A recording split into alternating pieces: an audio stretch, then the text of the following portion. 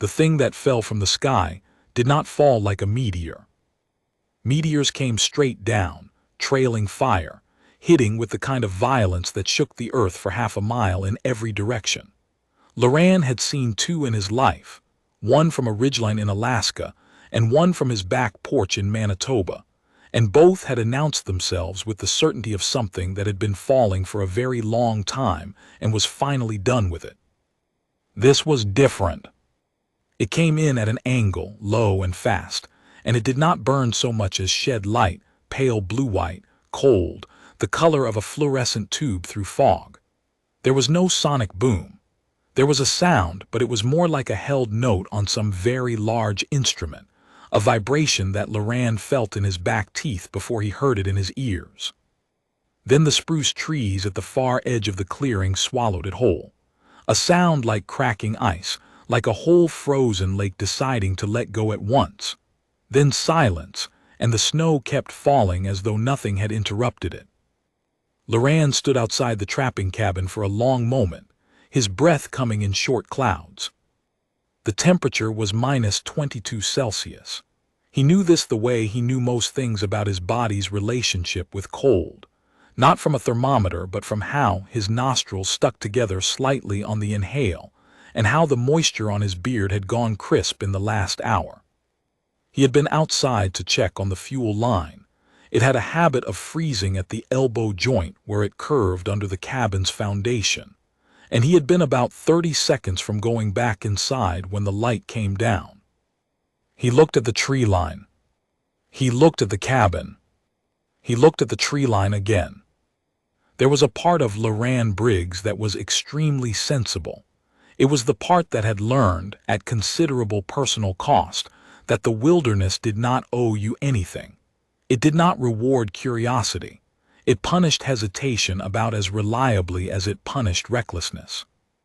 The sensible part of him calculated the distance to the tree line, 400 meters across open ground, in a blizzard at night, and noted that he was already cold, that whatever had come down in those trees was very likely a piece of old satellite debris or a particularly dramatic weather phenomenon, and that the fuel line was not going to fix itself. The other part of him, the older part, the part that had gotten him into several bad situations and also out of several worse ones, had already started moving. He went inside for the emergency pack. Thermal blankets, the medical kit, the small camp stove and 2 fuel canisters, 3 protein bars, the hand crank radio, the fixed blade knife on his hip, the headlamp. He pulled on the second insulating layer, tightened the boot gaiters, pulled the balaclava up over his nose. He was out the door in 4 minutes. He marked his bearing on the headlamp, just east of the 2 large spruce that stood together at the clearing's edge like a gate, and he started walking. The snow was knee-deep in the open and varied once he entered the trees. The blizzard had been going for 6 hours. In the forest it was better, the canopy breaking most of the direct fall, but the wind had loaded the south-facing sides of every trunk, and the drifts were unpredictable. Loran moved carefully, testing each step before committing his weight. He had learned this in his first winter here, when he had punched through a false drift up to his hip and torn the tendon in his right knee fighting to get out. That had been his 2nd year alone on this land. He was in his 9th year now. His relationship with winter was no longer adversarial, exactly, but it was honest in a way that a lot of his other relationships had not been. He found the first sign at roughly 250 meters from the tree line, a furrow in the snow, shallow at first and deepening quickly, where something had skipped across the ground like a stone thrown flat across water. The furrow had a center groove flanked by 2 lighter channels, and the edges were smooth, melted and refrozen, glassy. He put his hand over one of the channels and felt residual warmth through his glove. Recent, very recent. He followed the furrow and the trees grew denser, and the light from his headlamp caught something that was not tree bark and not snow. It was the color of dark water, Matt, absorbing the light rather than reflecting it, and it was large, perhaps 4 meters across and twice that in length, canted at a sharp angle against the base of two mature spruce whose root structures had caught and held it. The impact had stripped the bark from both trees for a height of about 3 meters. Sap, amber and thick, had already begun to seep and freeze at the wounds. The object was not a satellite. Loran stood for a moment and let his mind do what minds do when they see something that does not fit any existing category. It tried categories anyway: experimental aircraft, military drone. The experimental aircraft hypothesis collapsed almost immediately. There were no aircraft, experimental or otherwise, that looked like this. The shape was organic in a way that manufactured things were not. Where the frame had crumpled against the trees, it crumpled like something biological, like bone. The surface, up close, had a texture that reminded him of scales but wasn't, exactly, more like the way overlapping plates of bark sat on an old pine, layered and purposeful. He walked around the side of it slowly. There was a breach in the hull, a long lateral split, the edges curled inward. Inside the breach it was dark. He angled the headlamp. Movement. He stopped moving. There were 2 of them. They were not human. He registered this without panic, which surprised him slightly, and which he attributed later to the fact that his brain had already cleared out the human hypothesis by the time he got to the breach, so there was no cognitive whiplash. They were present, they were alive. He could see the shallow movement of breathing, and they were in trouble. That last part he understood the way he understood the cold, not from analysis, but from pattern recognition built over a long time. They were tall. He could not accurately gauge their height in the confined space and the awkward angle, but he estimated, from the proportional relationship between their limbs and the visible interior dimensions, somewhere between 2 and 2.5 meters standing. Their limbs were long, disproportionate by human standards, arms and legs that had an extra articulation, a midpoint joint that created a subtly different silhouette in the dark. Their skin, or what he initially took for skin, was a deep blue-gray, and it had a faint interior light, the barest luminescence, the way the deep ocean had its own light. That light was very dim now, almost gone. One of them was sitting up, barely. Her back was against the far wall of the interior, and her long hands, 4 fingers, Loran noted automatically, the way he noted anything, were braced flat against the floor as though she was fighting to hold herself in place against some force only she could feel. Her eyes were open. They caught his headlamp and threw it back at him, pale gold, wide-pupiled, unblinking in a way that was not aggressive so much as exhausted past the point of reaction. The second one was lying with her head in the sitting one's lap. She was unconscious or close to it. The sitting one had both hands curved around the lying one's upper arms, not gripping, exactly, more like cupping, the way you would hold an injured bird. Loran looked at all of this for 4 seconds. Then he unclipped the emergency pack from his shoulder and got to work. The interior of the craft was cold. Not as cold as outside, but cold enough that the surface Loran pressed his bare hand against. He pulled off one glove to do it, sent a wave of chill through his palm that was distinctly below ambient temperature. The craft had not retained heat. Whether it had ever generated heat, or whether these beings relied on ambient warmth, he did not know. He cataloged the not knowing and set it aside. What he could see was clear enough. 2 living things in an environment that was leaching heat from them faster than their bodies could produce it. That was a problem he had a framework for. The sitting one watched him as he opened the pack. She did not move toward him or away from him. Her breathing was audible now, shallow, with a faint harmonic quality, as though the exhalation resonated at 2 frequencies simultaneously. He cataloged this as well.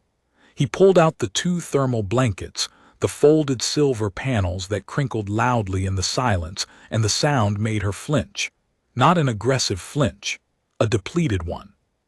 He held one of the blankets up. He looked directly at her. He was aware, in a distant, analytical way, that he had no idea how to communicate with her, and that the usual scaffolding of shared language, shared gesture, shared facial expression, was simply absent. He had once spent 3 weeks on a trapline with an elderly Cree man named Walter who spoke almost no English and Loran spoke almost no Cree, and they had arrived, by the end of those 3 weeks, at a functional working understanding built entirely from observation and patience. He applied that principle now, without ceremony. He shook the blanket open slowly. He held it toward the one in the sitting one's lap. The sitting one looked at the blanket.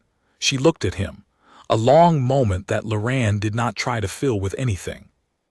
Then she shifted slowly, making room. He moved into the breach carefully, keeping his movements deliberate and visible. Up close, the unconscious one, the smaller of the two, though small was a relative term, had a tracery of something on her skin that he had not seen from outside.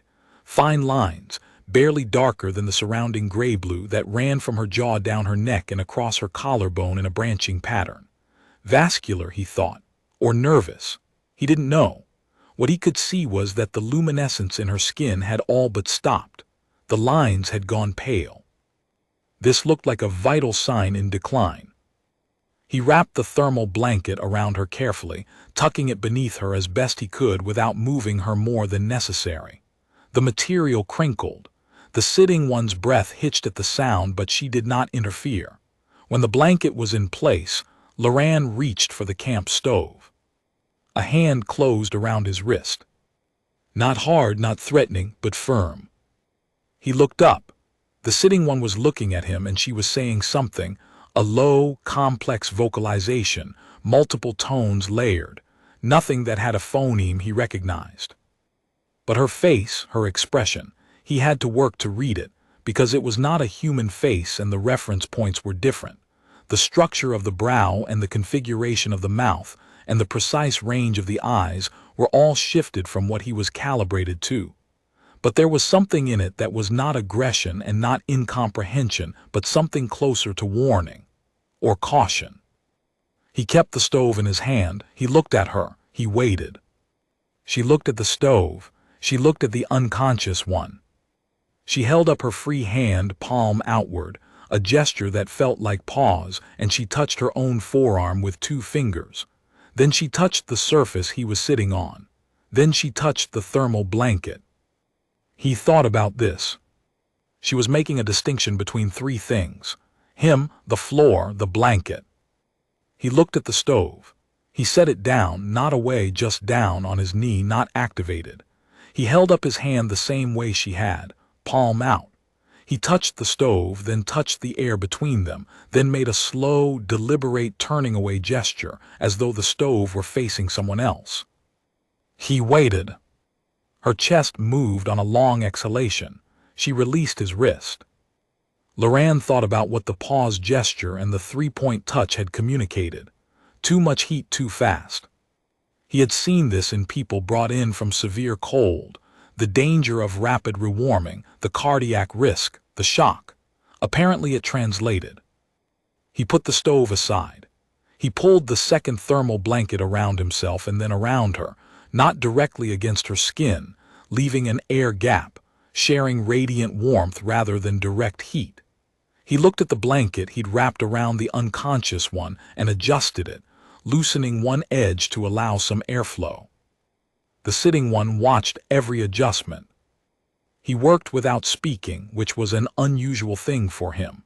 He was not a man who talked a great deal in general, but he found in the silence that the absence of language had a quality to it, a specific texture. It was not the silence of miscommunication or avoidance. It was the silence of 2 very different organisms trying to read the same situation from within different frames and finding, carefully, the places where the frames overlapped. About 20 minutes in, he realized something was wrong. The unconscious one's breathing had not regularized. It had become slightly more labored, the shallow, rapid quality of it shading toward something that sounded like effort. And the tracery of lines on her skin, which he had been watching periodically, had not brightened. The pale had deepened. He looked at the sitting one. She was looking at the unconscious one with an expression he could read, finally, without ambiguity.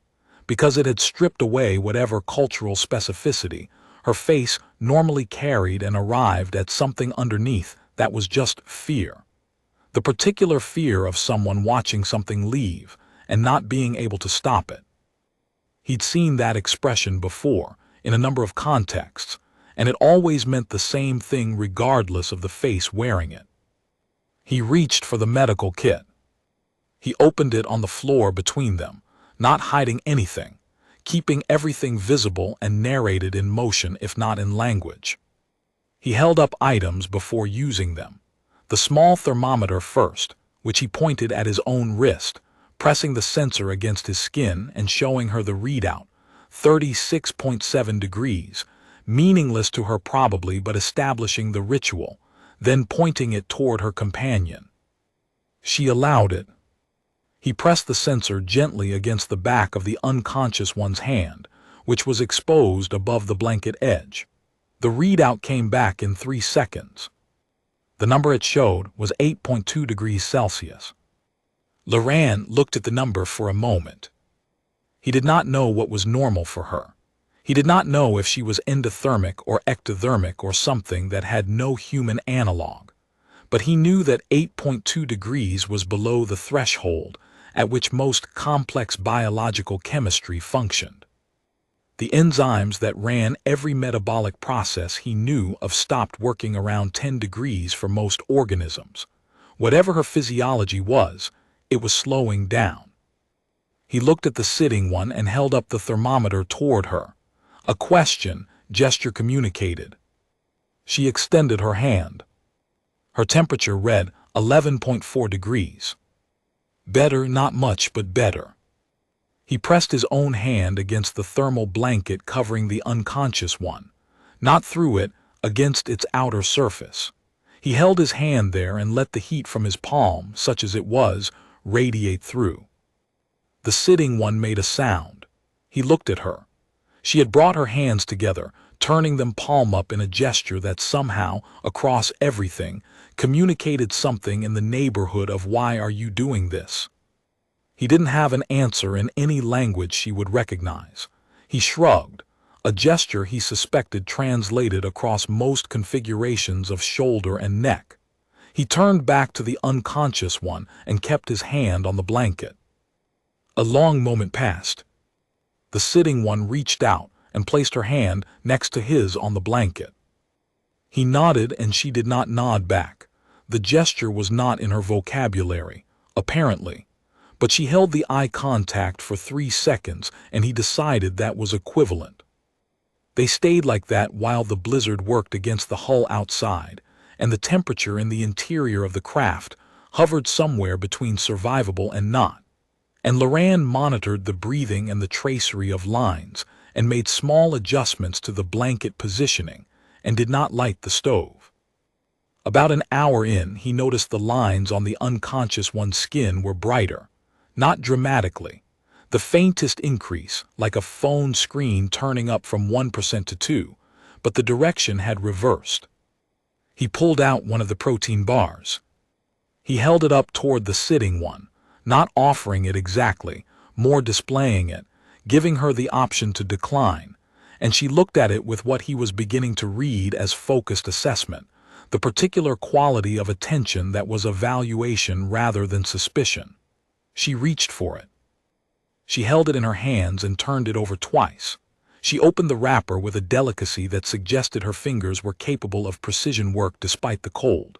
She broke off a small piece and held it under her nose, 2 narrow slits, close together, above a mouth that was wider than human proportion for a long moment.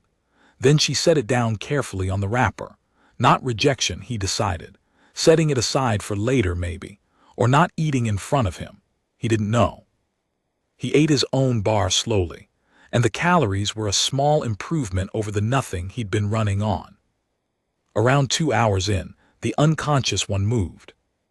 It was just a shift, a turning of the head, the forearm flexing slightly inside the blanket, but the sitting one's entire posture changed in an instant, from the controlled stillness she had held since he arrived to something looser and more present. She said something low, a single syllable repeated twice, and she cupped the side of the unconscious one's face with her hand. The unconscious one opened her eyes. They were different from the sitting ones.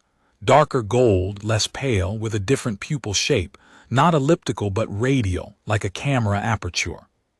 They moved slowly and then found Loran's face, and stayed there for a moment that he tried not to interpret too hard.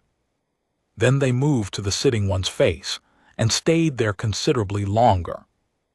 They had an exchange then, the two of them, low tones and harmonics, the younger one's voice thinner and less certain than the elder's, and at some point in the exchange, the younger one looked at Loran again, and the sitting one said something and made a gesture toward him. He got the impression, without being certain of anything, that she was explaining him. He raised a hand, not a wave, just an acknowledgement. The younger one made a sound. It was not directed at him, but it was not hostile either. He took it as provisional. He checked the temperature again. The younger one's reading had come up to 13.1. The elder's was at 14.8. He showed both readings to the elder, pointing first to the thermometer, then to the younger one, then back to the readout. The elder looked at the number for a long time. Then she made a sound he had not heard her make before, a long exhalation with a particular shape to it, something that moved through his chest differently from her other vocalizations. He thought later that it was probably the sound of relief in her language, grief releasing.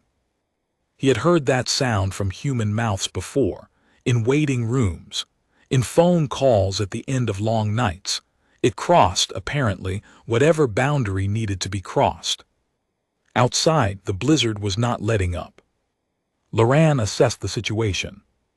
The craft was not going anywhere.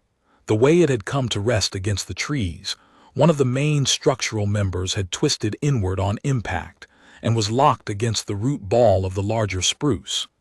It was not airtight, which was part of why the temperature inside had equalized with the outside rather than retaining any internal warmth. He was not getting them back to the cabin tonight.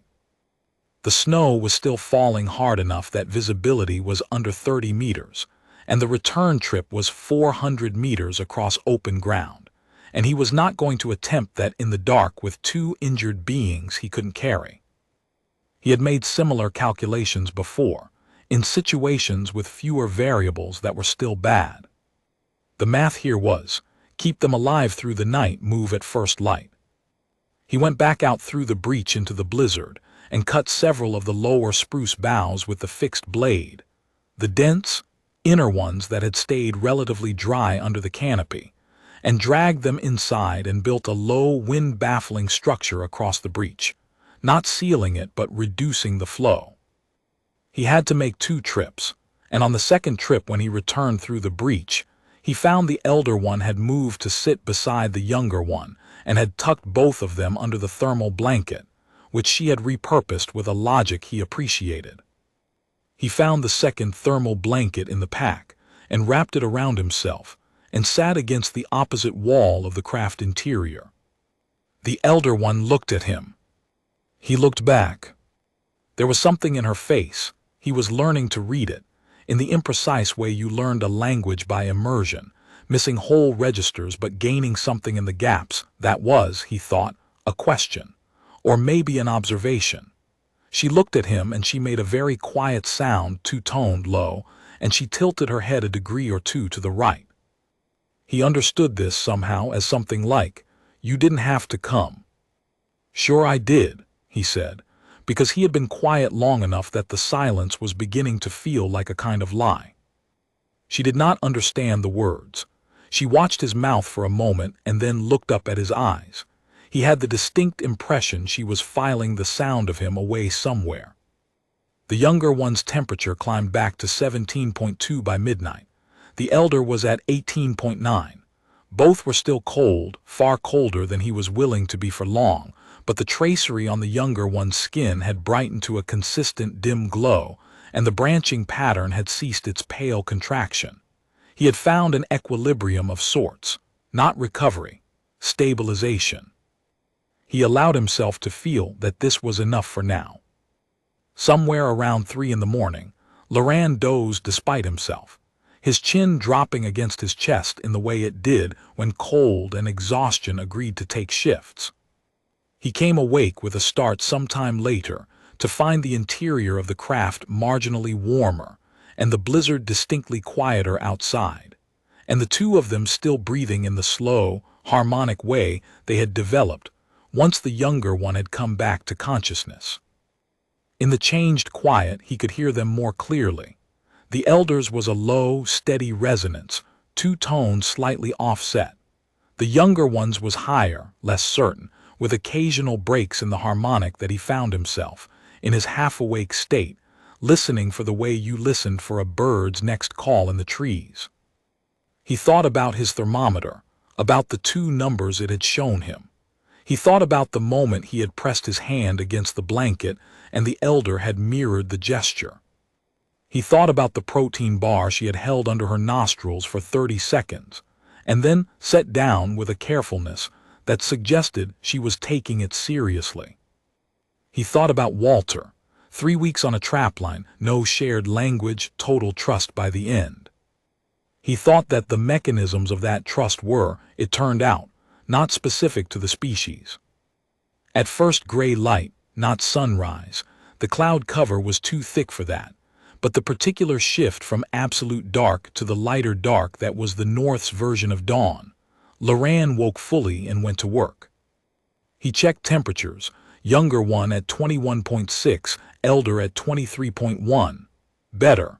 He checked the breech covering and found the spruce boughs had held. He went outside and assessed the conditions. The blizzard had dropped to light snowfall. Wind was down from the previous night's sustained violence to occasional gusts. Visibility was adequate. Cold was unchanged. He went back inside and presented the situation to the elder with the directness he had been working in all night. He pointed outside, held up one finger, a long wait, then pointed outside again with a different posture, more purposeful, and walked 2 fingers across his palm toward the direction of the cabin. She looked at his walking fingers. She looked at the younger one. She looked at him and she spoke.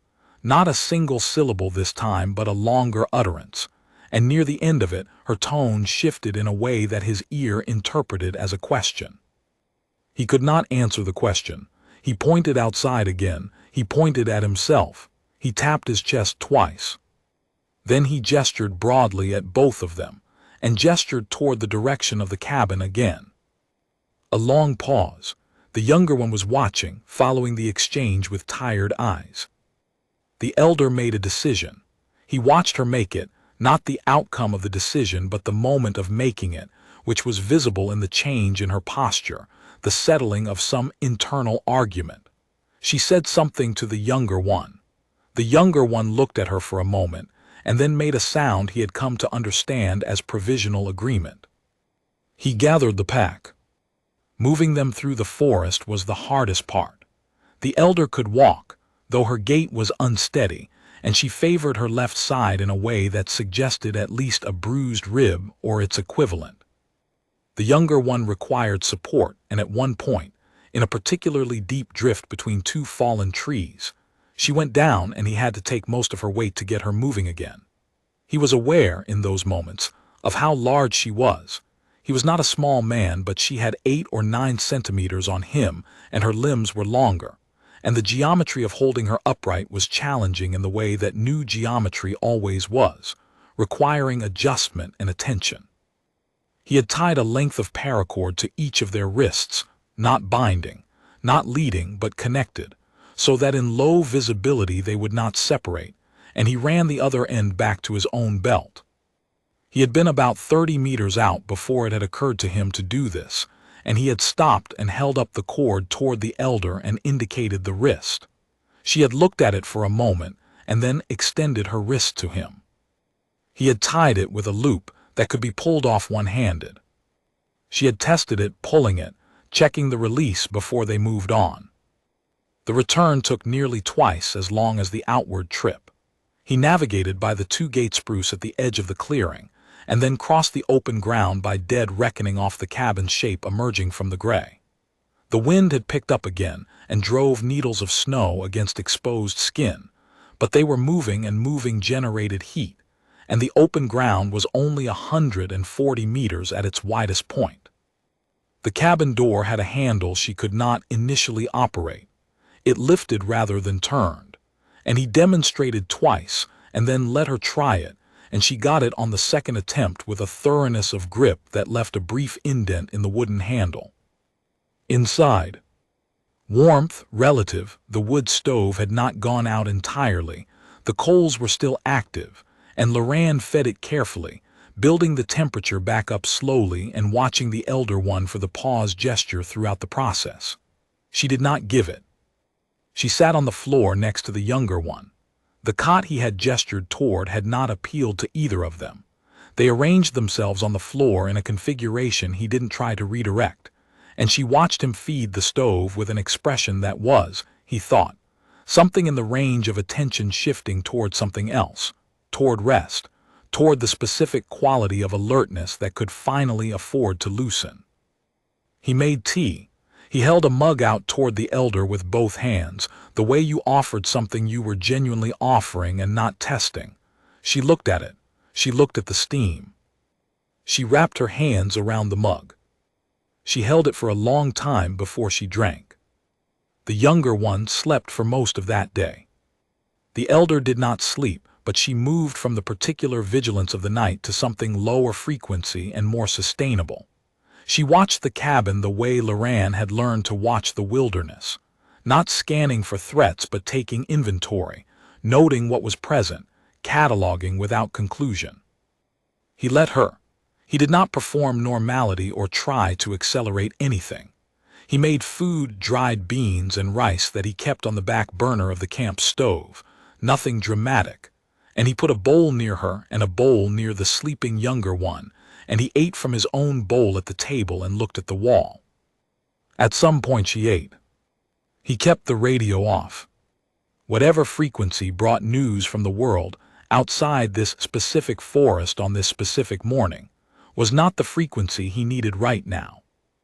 The younger one's temperature when he checked it that evening was 27.4. The elder's was 29.1. He held up the thermometer and the readouts toward the elder in sequence, and she looked at the numbers. Whether the numbers meant anything to her was not clear, but she looked at his face and he gave her the closest thing he had to a clear signal of improving, which was a slow, deliberate nod, and then settling back in his chair. She made the two-toned sound, the one he had been thinking of as relief. He nodded again. The second day they could talk more. Not in words, but the vocabulary of motion and attention and demonstrated action had expanded significantly, and the elder had begun to add elements to it, sounds that seemed to correspond to specific gestures or objects, which he attempted to mirror back to her, and which she corrected, patiently, with the focused quality he had come to associate with someone who was competent and knew the value of precision. He learned approximately 4 of her syllables. He was not confident in any of them. She, apparently, learned the quality of his silences, which was not nothing. The younger one woke properly on the second afternoon, and was immediately more expressive than her companion had been, more physically present, her gestures larger, her sounds more varied. She directed a long sequence of these at the elder, who responded in clipped tones that had a very specific energy Loran recognized without any cultural reference, the energy of an older sibling telling a younger one to calm down. The younger one looked at him. He raised a hand, the acknowledgement, not the wave. She made a sound that was not the same as anything her elder had made. It was shorter, 2 syllables with an upward inflection at the end, and it was directed precisely at him. He had the strong impression it was his name, or what she had decided would stand for his name. He repeated it back, probably mangled.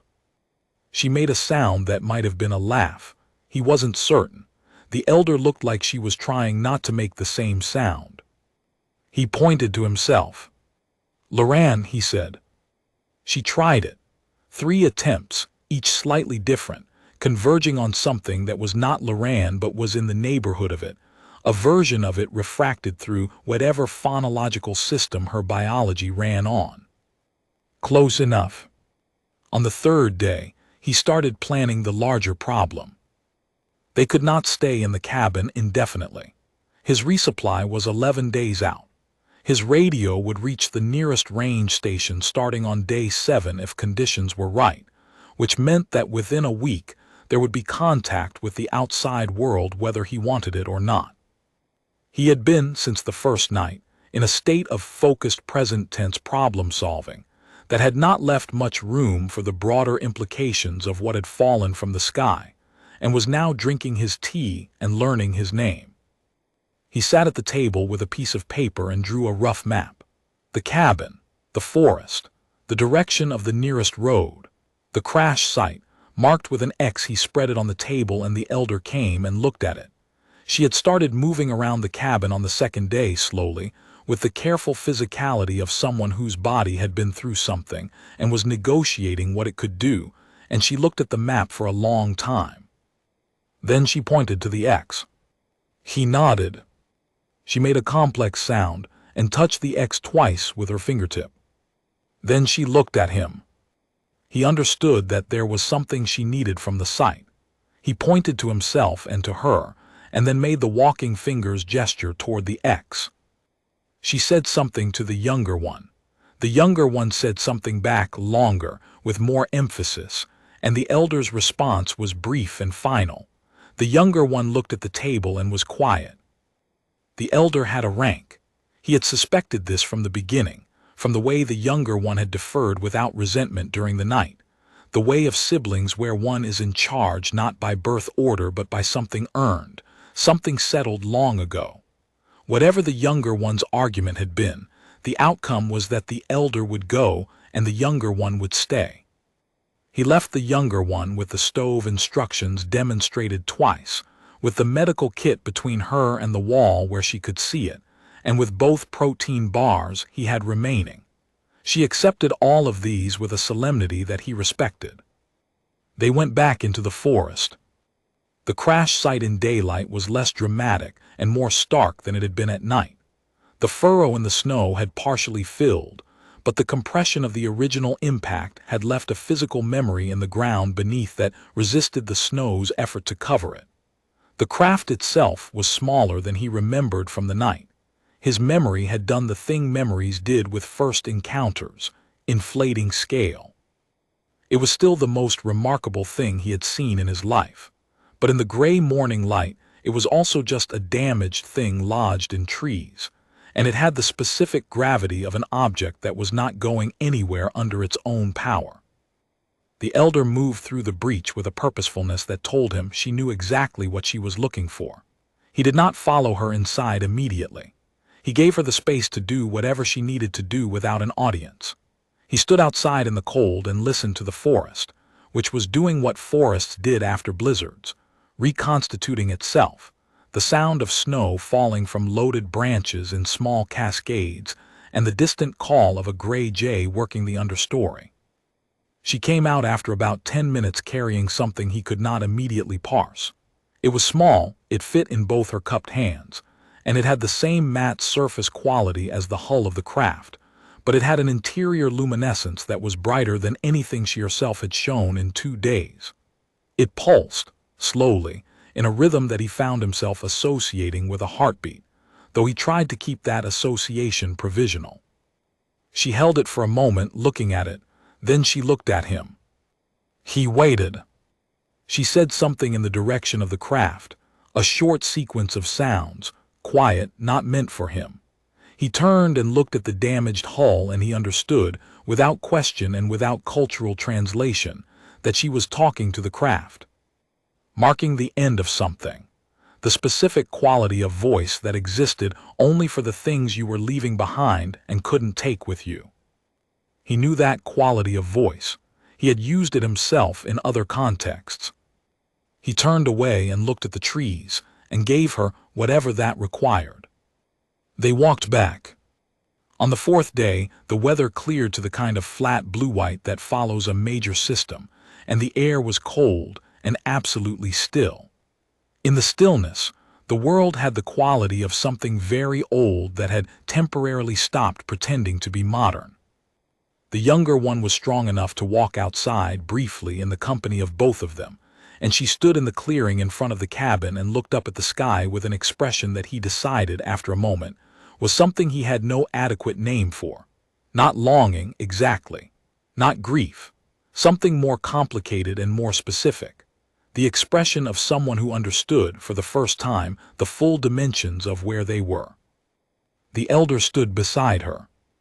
She did not put her arm around her. They were not, he thought, a culture of that kind of physical comfort, at least not in the way he recognized. But she stood close enough that their arms touched barely, and she stayed there for a long time. He stood a few meters away and watched the tree line.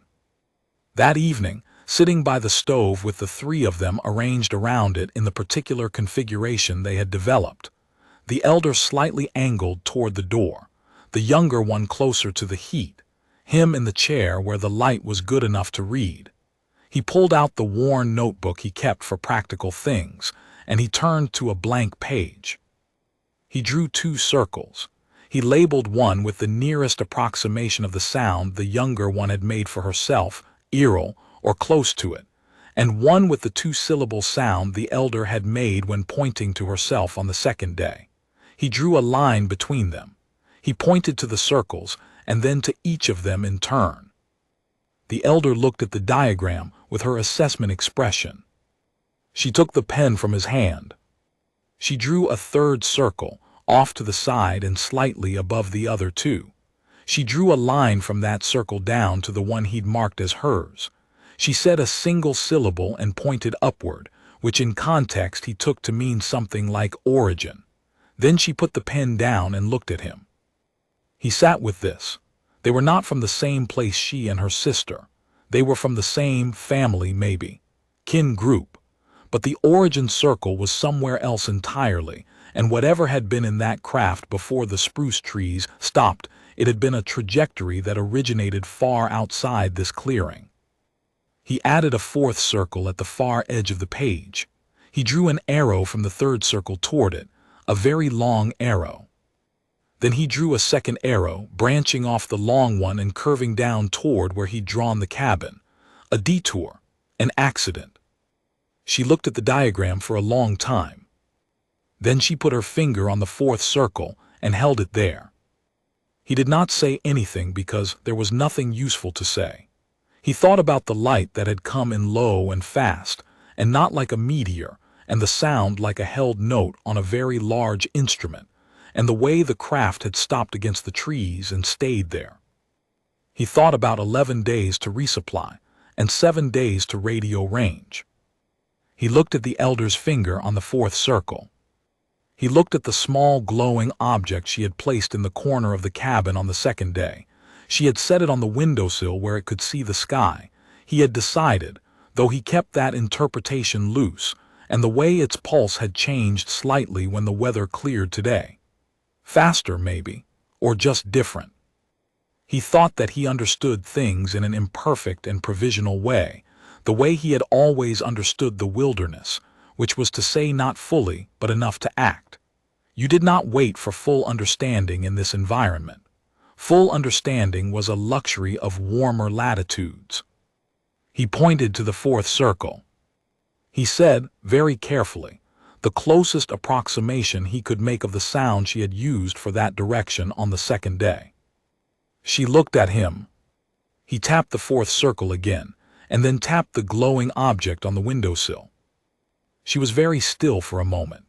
Then she spoke one long utterance, carefully paced, with a quality of deliberateness he had not heard from her before, as though she was choosing every sound with specific intent, as though she understood that he would not understand the words but might understand the manner. He listened to the whole thing. When she finished, he did not respond with language. He got up from the chair and went to the shelf where he kept his supply log and pulled down the emergency transponder, the one that would go out on an international distress frequency if activated, the one he had bought because the wilderness did not care about his opinions about civilization's timetable, and he set it on the table between them. He looked at it. He looked at her. He pushed it toward her side of the table. She looked at the transponder. She looked at him. She picked it up and turned it over with the precise hands. She said something short. Then she looked at the glowing object on the windowsill and she said something else, and this time the younger one from her position near the stove responded. The object on the windowsill brightened. Not much, but measurably. He had been watching it long enough to know what its baseline was, and this was above it. He went to the cot and pulled his sleeping bag out and lay down on it, fully dressed, and looked at the ceiling, and was very tired. He had been awake in the way that the cold and responsibility made you awake, not sleepless exactly, but running on a frequency that did not allow the full depth of rest for 4 days, and the fatigue had the specific character of something that had been patient long enough. He was asleep in minutes. In the morning, the object on the windowsill was the brightest it had been since the first night.